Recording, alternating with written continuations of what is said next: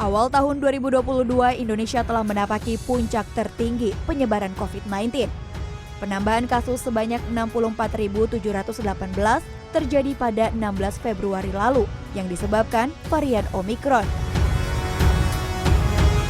Jumlah itu telah melampaui puncak kasus gelombang 2 akibat varian Delta dengan angka penularan harian sebanyak 56.767 pada 15 Juli lalu.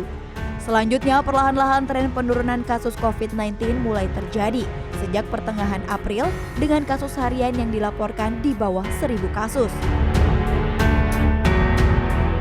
Meski sempat melonjak pada Juni dengan ribuan kasus, namun terus melandai hingga per 27 Desember 2022. Positivity rate mingguan hanya 3,35%. BOR 4,79%, angka kematian 2,3%, yang semuanya di bawah standar WHO. Atas dasar data inilah pada Jumat 30 Desember, Presiden Joko Widodo memutuskan status PPKM dicabut.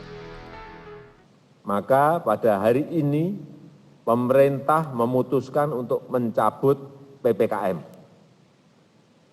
yang tertuang dalam Instruksi Mendagri nomor 50 dan 51 tahun 2022. Jadi tidak ada lagi pembatasan kerumunan dan pergerakan masyarakat. Selain isu COVID-19, isu kesehatan yang cukup menyita perhatian publik di tahun 2022 ada kasus gagal ginjal misterius pada anak. Kementerian Kesehatan menginformasikan kasus kematian gagal ginjal di Indonesia mencapai 200 orang pada 18 November lalu. Sementara total secara kumulatif berjumlah 324 kasus yang tersebar di 27 provinsi. Ditambahkan, kasus itu tidak mengalami penambahan jumlah sejak November lalu. Belakangan dari hasil penyelidikan BPOM dan Kemenkes, penyebab gagal ginjal pada anak diduga disebabkan keracunan senyawa zat pelarut dalam obat sirup, seperti etilen glikol atau EG dan dietilen glikol atau DEG. Guna mencegah jumlah korban anak-anak semakin bertambah, Kementerian Kesehatan kemudian sempat menghentikan total pemakaian obat sirup sejak 18 Oktober lalu. Selain isu kesehatan dari dalam negeri, ada beberapa isu kesehatan yang diduga berasal dari luar negeri.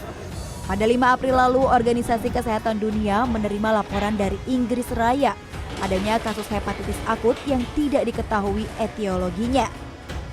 Kemudian pada 15 April, WHO pun menetapkan penyakit misterius ini menjadi kejadian luar biasa dalam kesehatan. Adapun Indonesia mulai mengidentifikasi kasus ini sejak 27 April. Berdasarkan data dari Kementerian Kesehatan pada 28 Juni lalu, 6 anak dari puluhan kasus yang dilaporkan dinyatakan meninggal dunia. Selain hepatitis akut misterius, isu penyakit yang diduga berasal dari luar Indonesia adalah kasus cacar monyet atau dikenal monkeypox. Pada 19 Agustus lalu, Kementerian Kesehatan memastikan seorang warga negara Indonesia terkonfirmasi menderita monkeypox atau cacar monyet. Hingga September lalu, Kementerian Kesehatan memastikan kasus konfirmasi cacar monyet di Indonesia hanya berjumlah 1 kasus. Sementara puluhan lain yang sebelumnya dinyatakan suspek sudah dipastikan bukan cacar monyet. Selain masyarakat melakukan pola hidup sehat, tindakan preventif lain adalah mencegah kasus luar negeri masuk kembali ke Indonesia. Terlebih kasus COVID-19, cacar monyet hingga hepatitis misterius merupakan kasus penyakit yang berasal dari luar Indonesia. Tahun 2023 pun menjadi tantangan Indonesia baik pemerintah dan masyarakat untuk mencegah hal serupa tidak kembali terjadi. Tim Liputan CNN Indonesia.